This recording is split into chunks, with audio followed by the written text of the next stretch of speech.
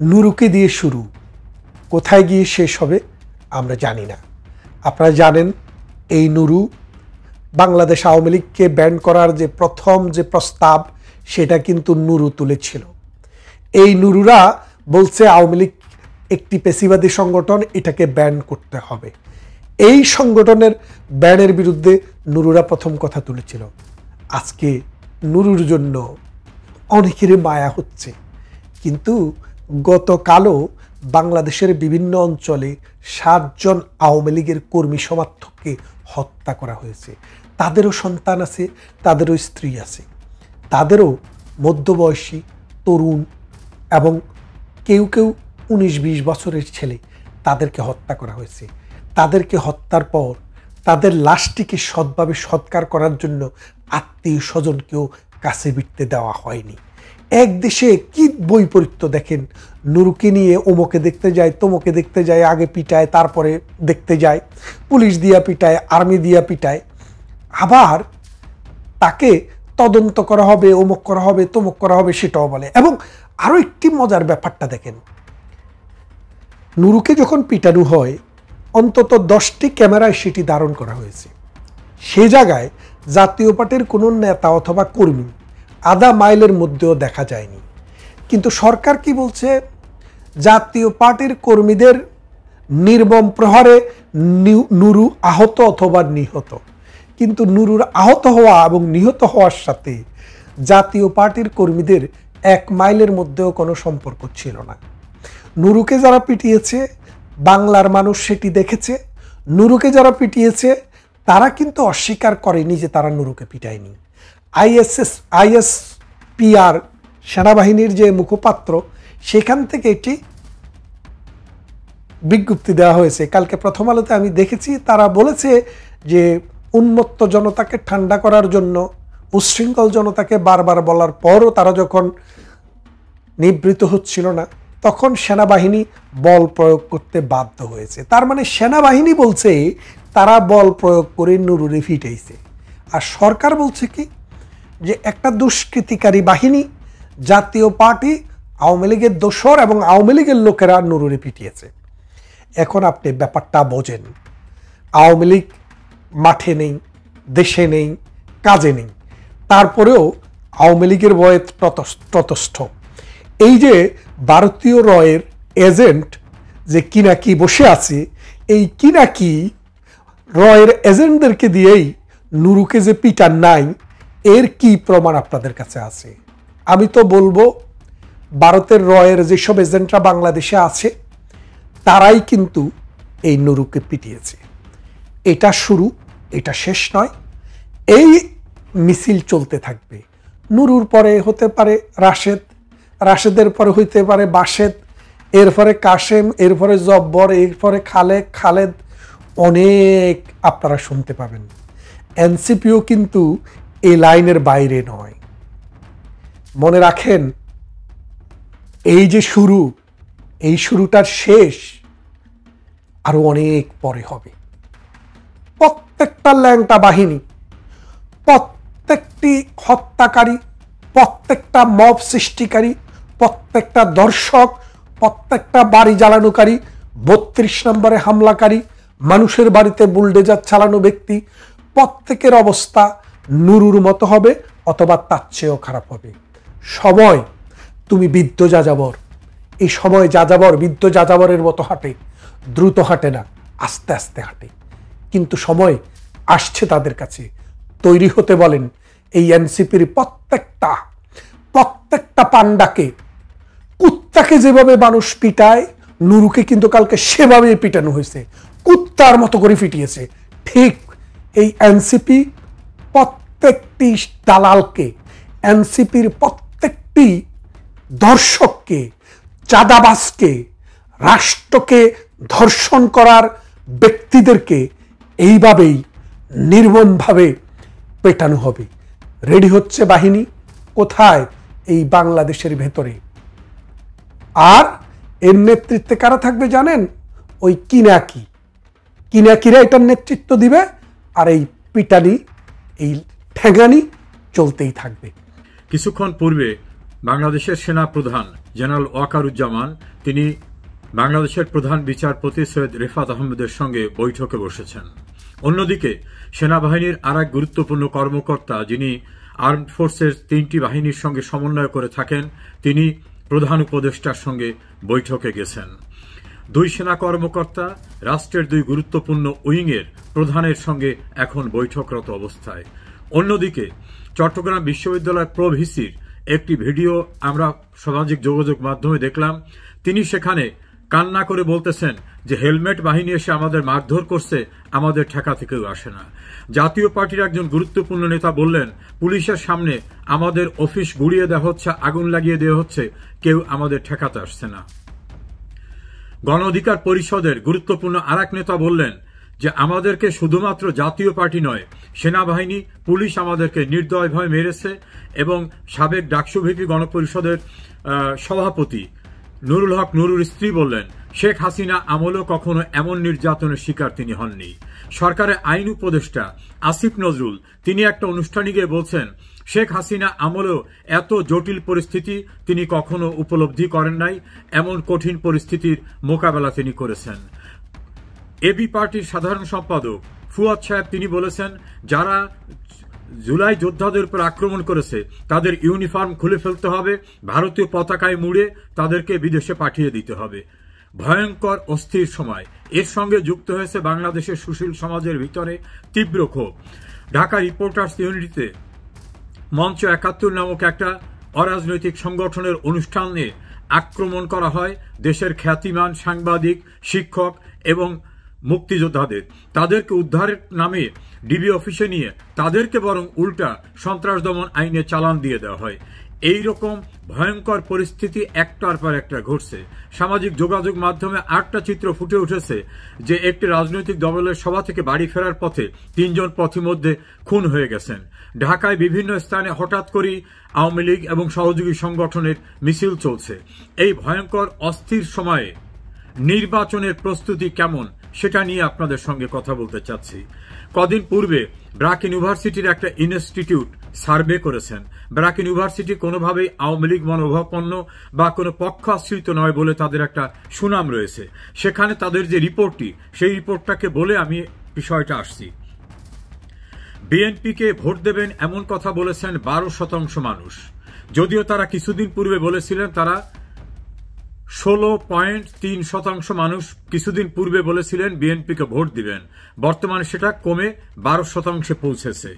জামাত ইসলামীকে vote দেবেন এমন কথা বলেছিলেন 11.3% মানুষ, বর্তমানে সেটা কমে 10% পৌঁছেছে। এনসিপিকে ভোট দেবার কথা বলেছিলেন 2%, সেটা বেড়ে 2.3% এসেছে।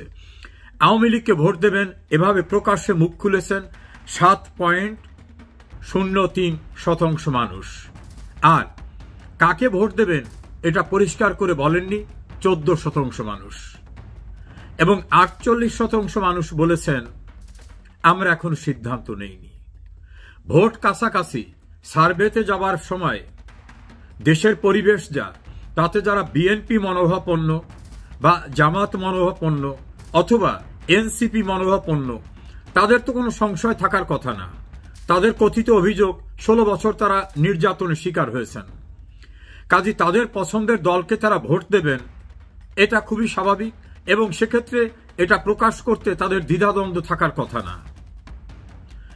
একটি নির্বাচন মনিটরিং সংগঠনের প্রধান বলেছেন যে 14% মানুষ বলেছে আমরা এখন কাকে ভোট দেব বলবো না।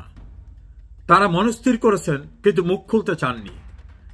অনুমেয় যে তারা এমন একটি দলকে ভোট দিতে চান যেটা প্রকাশ করলে তার উপর মব হামলা হতে পারে, সেই ভয়ে তিনি আতঙ্কিত, সে কারণে তিনি মুখ খুলতে চান না। সঙ্গত কারণে সেই দলটি আওয়ামী লীগ বা আওয়ামী লীগ অ্যালায়েন্সের ভিতর হবে, এটাই স্বাভাবিক। কারণ বিএনপি, জামাত, জাতীয় পার্টি এনসিপি করলে তারা তো মুখ খুলে বলতে তাদের কোনো দ্বিধাদ্বন্দ্ব থাকার কথা না, কারণ দেশের পরিবেশ এখন সবটাই তাদের পক্ষে অনুকূলে।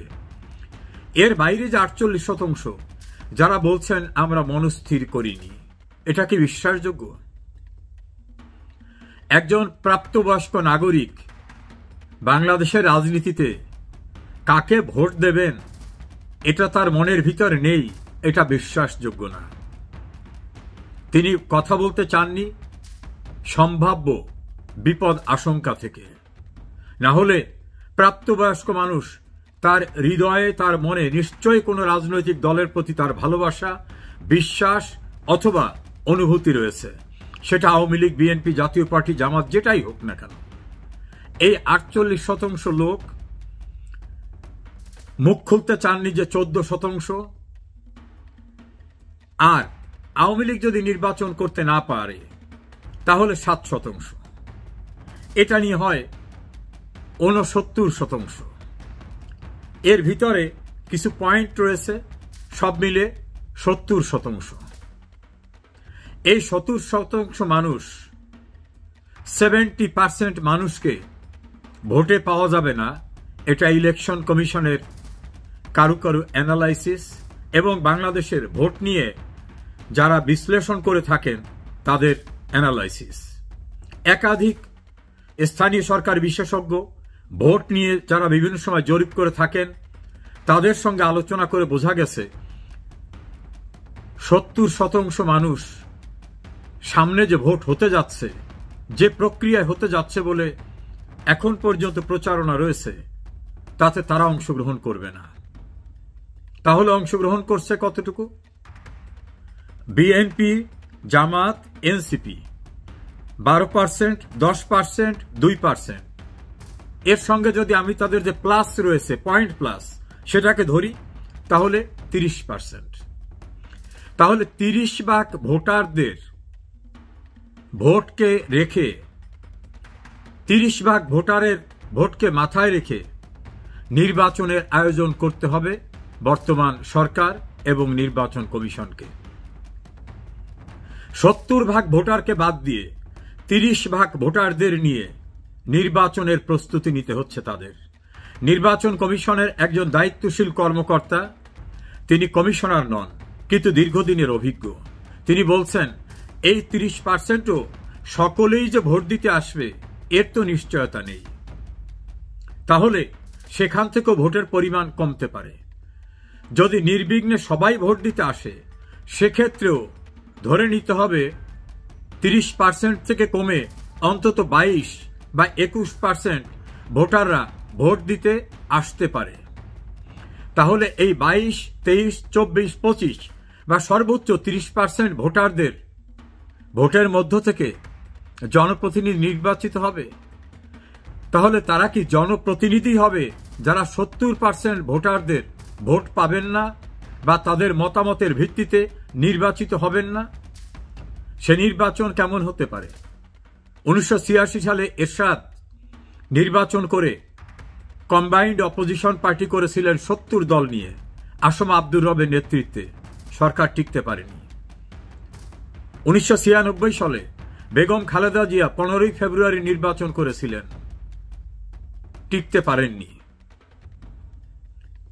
একটা দেশের 100% ভোটারের, বাংলাদেশে ভোটারের সংখ্যা হচ্ছে 12,61,90,900, 12,61,90,900। তো আমরা যদি ধরে নিই 12.5 কোটি, তাহলে তার ভিতর থেকে 30% ভোটাররা ভোটের সঙ্গে সংযুক্ত হবেন এ পর্যন্ত তথ্য। তাদের সবাই যে ভোট দিতে আসবেন তাও সঠিক না। আমরা ধরে নিতে পারি 25%। তাহলে 75% ভোটাররা বাইরে থাকবে। এই প্রক্রিয়ায় যে নির্বাচন, সেটা কি নির্বাচন হবে? যারা অংশগ্রহণমূলক নির্বাচনের কথা বলতেন দেশে, দেশের বাইরে, যারা দেশের ভিতরে কিছু এনজিও করে সাংঘাতিকভাবে গলাবাজি করতেন, কেউ বিভিন্ন আর্টিকেল লিখে সেখানে নানা তথ্য হাজির করতেন, তারা একবার ভেবে দেখেছেন আওয়ামী লীগের সঙ্গে সংযুক্ত 14 দলীয় জোট, Jatiya Party, Communist Party, NAP, Jasad, Basad সহ অন্যান্য সংগঠনের সব মিলে প্রায় 75% ভোটাররা এই নির্বাচনে ভোট দিতে আসবেন না। হাস্যস্কর নির্বাচনের প্রস্তুতি নিচ্ছেন। তারপরেও শঙ্কা, আদৌ কি করতে পারবেন? কারণ এতগুলো মানুষ যে ভোটে যাবে না সেই ভোট কেন্দ্র কি নিরাপদ থাকবে? সেই ভোটের ব্যালট কি নিরাপদ থাকবে? কুমিল্লার চান্দিনার এক নেতার বক্তব্যে শোনা গেল, তিনি বলছেন, আমরা আলাদা ব্যালট পেপার ছাপাবো, সেখানে ধানের শীষ প্রতীক থাকবে, যেটা ফেসবুকে ভাইরাল হয়ে ঘুরছে। সেভাবেও যদি করেন, তাহলে জিয়াউর রহমানের হ্যানা ভোটের মতো যেন এমন না হয়ে যায় যে কোনো কোনো কেন্দ্রে ভোটের পার্সেন্টেজ 100-র পরিবর্তে 102, 103, 120 এমন না হয়ে যায়।